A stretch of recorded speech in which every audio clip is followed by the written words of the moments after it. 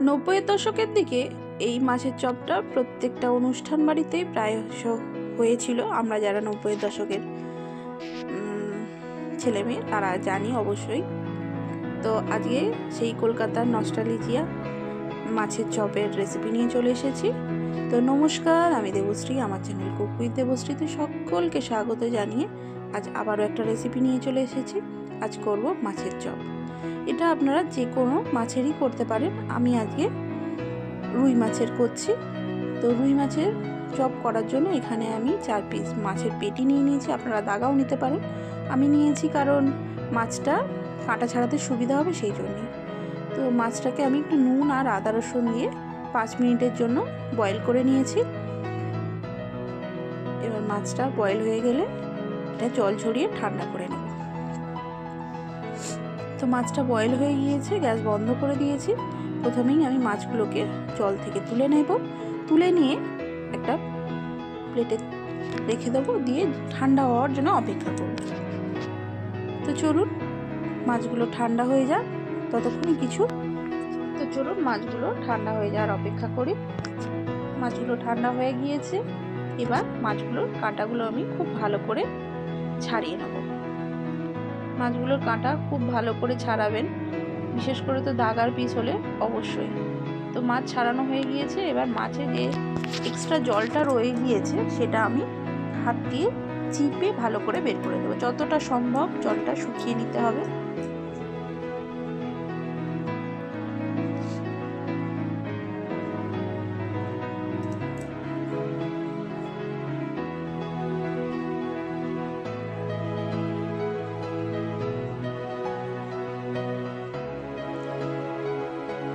এই চপের রেসিপিতে কিন্তু জল একদম থাকলে ভালো হবে না খেতে। তো চলুন মাছটা ঠান্ডা হতে হতে আমি কিছু রেডি করে নিয়েছি মশলা। আদা রসুন গ্রেট করে নিয়েছি, আর পেঁয়াজ আর কাঁচা লঙ্কা খুব ভালো করে কুচিয়ে নিয়েছি, একদম ছোট্ট ছোট্ট। যেটা পেঁয়াজটা দেয়া আমার দেখানো হয়নি, আদা রসুনের সঙ্গে সঙ্গে আমি পেঁয়াজ আর কাঁচা লঙ্কা কুচিটাও দিয়েছি। সেটা আপনারা দেখলেই বুঝতে পারছেন কি কত ছোট ছোট আমি করে নিয়েছি, ফাইন চপ করে নিয়েছিলাম। এবার এর সঙ্গে কিছু গুঁড়ো মশলা আমি অ্যাড করে দিচ্ছি। লঙ্কা গুঁড়ো, হলুদ গুঁড়ো, জিরে ধনে গুঁড়ো, গরম মশলা গুঁড়ো দেব, আর দেবো একটা ভাজা মশলা। সেটার মধ্যে আছে জিরে, ধনে, শুকনো লঙ্কা আর মৌরি। এই 4টে আমি একটু ড্রাই রোস্ট করে গুঁড়ো করে নিয়েছি। সেই গুঁড়োটা এর মধ্যে আমি অ্যাড করে দিলাম। আমি কিন্তু এখনও কোনো নুন ইউজ করিনি, যেটা মাছ সিদ্ধ করার সময় আমি একটুখানি দিয়েছিলাম, আর এখনো পর্যন্ত কোনো নুন আমি এর মধ্যে অ্যাড করিনি। এবার ভালো করে ভেজে নিয়ে মশলাটা, মাছ সিদ্ধ করে রাখা মাছটা আমি এর মধ্যে অ্যাড করে দিয়েছি।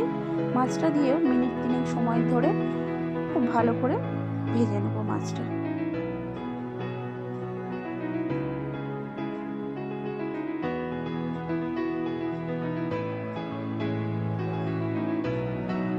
মাছটাও 2-3 মিনিট সময় ধরে ভালো করে ভেজে নিয়েছি, নাড়াচাড়া করতে করতে। মাছ দেওয়ার পরেও কিন্তু আমি নুন এর মধ্যে অ্যাড করিনি। এবার একটা আলু, বড় সাইজের একটা আলু, 250 গ্রাম ওজন হবে আলুটা, আমি সিদ্ধ করে রেখেছিলাম। সেটা এর মধ্যে দিয়ে দেবো। হাফ ভেঙে ভেঙে রেখেছি। আলুটা কিন্তু 100% কুক নয়, 75% মতো কুক করা আছে আলুটা। এবার সেটা আমি এর মধ্যে ম্যাশ করে দিয়ে দিচ্ছি।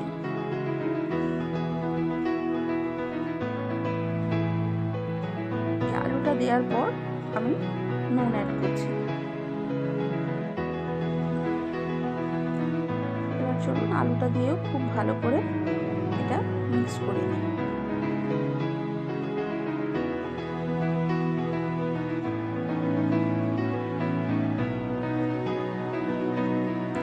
আলুটা যেটুকু শক্ত শক্ত আছে সেগুলো, ডালা ডালা আছে সেগুলো আমি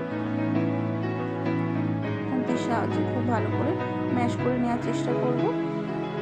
এরপরে কিন্তু আমি একটা ম্যাশারের সাহায্যে খুব ভালো করে ম্যাশ করে নেব। এই দেখুন এই ম্যাশারের সাহায্যে সাহায্যে আমি খুব ভালো করে ম্যাশ করে নিয়েছি।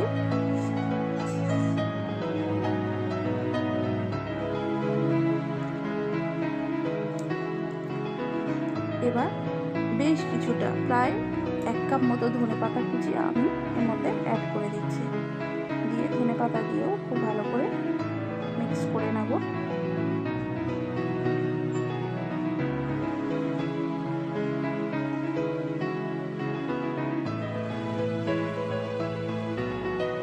ধনেপাতা দিলে ফ্লেভারটা আরও বেড়ে যায়। আপনারা যারা চাইবেন ধনেপাতা, অনেকেই ফ্লেভার পছন্দ নয়, অ্যারোমাটা ভালো লাগে না, তারা কিন্তু স্কিপ করে যেতে পারেন। তবে ধনেপাতা দিলে ফ্লেভারটা ভালো আসে। তো চলুন, তৈরি হয়ে গিয়েছে। এবার এটা আমি একটা পাত্রে ঢেলে নেবো ঠান্ডা হওয়ার জন্য। এবার ঠান্ডা হয়ে যাওয়ার অপেক্ষা করব। ঠান্ডা হয়ে গেলে আর আসছি। এবার বেশ কিছুটা ব্রেড ক্রাম্বস নিয়ে নিয়েছি আর কর্নফ্লাওয়ার নিয়ে নিয়েছি বেশ কিছুটা। এর মধ্যে দিয়ে দিচ্ছি নুন আর গোলমরিচ গুঁড়ো, দিয়ে এটা মিক্স করে নেব। আর হ্যাঁ, কর্নফ্লাওয়ারের মধ্যে আপনারা কিন্তু নুনটা অ্যাড করবেন না, তাহলে কিন্তু সমস্যায় পড়বেন আমার মতো। এই কর্নফ্লাওয়ার গুলোটা আমার ফেলে দিতে হয়েছিল আমি ভুল করে নুনটা অ্যাড করার কারণে।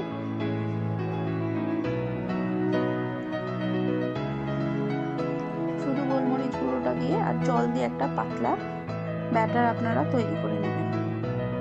কোনো মতেই নুন আপনারা অ্যাড করবেন না, তাহলে কিন্তু অটোমেটিক্যালি কর্নফ্লাওয়ারটা ডেলা পাকতে শুরু করে দেবে আর আপনার অসুবিধা হবে তাতে।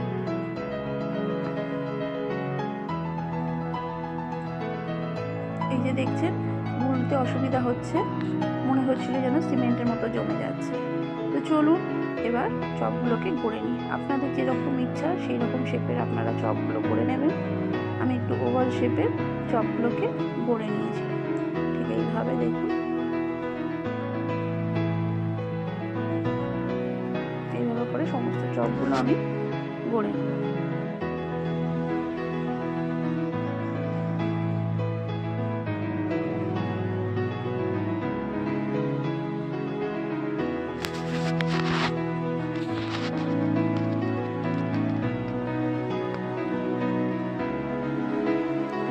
অসাধারণ এই চপের টেস্ট কিন্তু হয়। আপনার বাড়িতে প্লিজ একবার ট্রাই করে দেখবেন, খুব ভালো খেতে হয়। আর খুবই সমস্ত উপকরণই আমাদের সাধারণত ঘরে থেকে থাকে। তো চলুন চপগুলোকে করে নিই। কিন্তু বেশ কিছু নাড়ু আমি করে নিয়েছি। এবার চপগুলোকে চপের শেপ দিয়ে দেবো। আপনারা কিন্তু আঙুলের মতোও করতে পারেন, রোল রোল করে। আমি এইভাবে করছি, আবার এইভাবেই ভালো লাগে। সচরাচর অনুষ্ঠান বাড়িতে এখন আর এই ধরনের চপ পাওয়া যায় না, এখন বিভিন্ন রকম স্টার্টার আইটেম হয়। চলুন এইভাবে চুপ করে সব চপগুলোকে আমি করে নিই।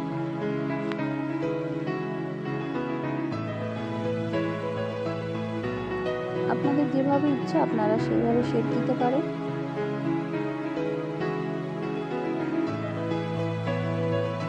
এই যে চপগুলো আমার সম্পূর্ণ গড়া হয়ে গিয়েছে সবগুলো। এবার প্রথমে চপটাকে আমি কর্নফ্লাওয়ারে ডিপ করে নেব। এই যে দেখুন, এটা আমার তুলতে অসুবিধা হচ্ছে শুধুমাত্র ওই নুন দেওয়ার কারণে। এরপরেই আমি সম্পূর্ণ কর্নফ্লাওয়ারটা ফেলে দিয়েছি, নতুন করে আবারও কর্নফ্লাওয়ার গুলেছি আমি।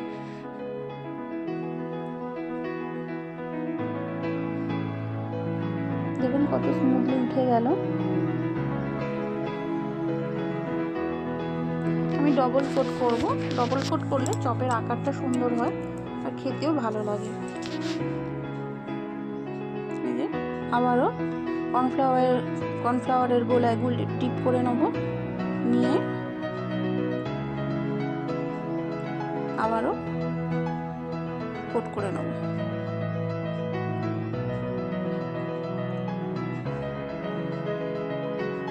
ব্যাস তৈরি হয়ে গেল আমার মাছের চপ।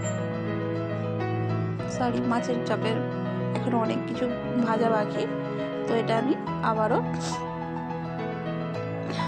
একটা করে নিচ্ছি। এভাবেই সব চপগুলো আমরা গড়ে নেব। আপনারা চাইলে কিন্তু গোল শেপেরও করতে পারেন, ভালো লাগবে।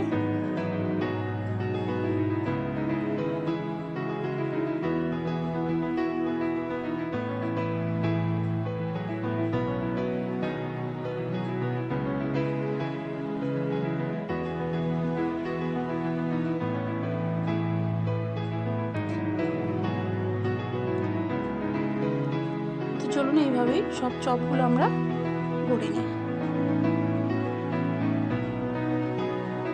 সব চপগুলো করে নিয়েছি। এটা না আমি একটু রেস্টে রেখে দেবো, একটা এয়ারটাইট কন্টেনারে করে আমি ফ্রিজে রেখে দেবো 1 ঘন্টার জন্য। তাহলে কিন্তু খুব ভালো করে সেট হয়ে যাবে আর খেতেও ভালো হবে। তো চলুন আবারও আসছি ঘন্টাখানেক পর। তো এই দেখুন আমি এবার কন্টেনারে করে রেখে দিয়েছিলাম ফ্রিজের মধ্যে। এবার তেল গরম বসিয়ে দিয়েছি। এবার আমি এটা ডিপ ফ্রাই করে নেব। সিদ্ধ হওয়ার তো কোনো ব্যাপার নেই, প্রথমে মাছ সিদ্ধ হয়েছে, তারপরে মাছ আলু সিদ্ধ হয়েছে, তারপর আবার কষা হয়েছে, অলরেডি ভিতরে সব কিছুই কুকড। তাই প্রথমে মিডিয়াম ফ্লেমে ভেজে নিলেই একদম তৈরি হয়ে যাবে কিন্তু আমার ক্যালকাটা স্টাইল মাছের চপ।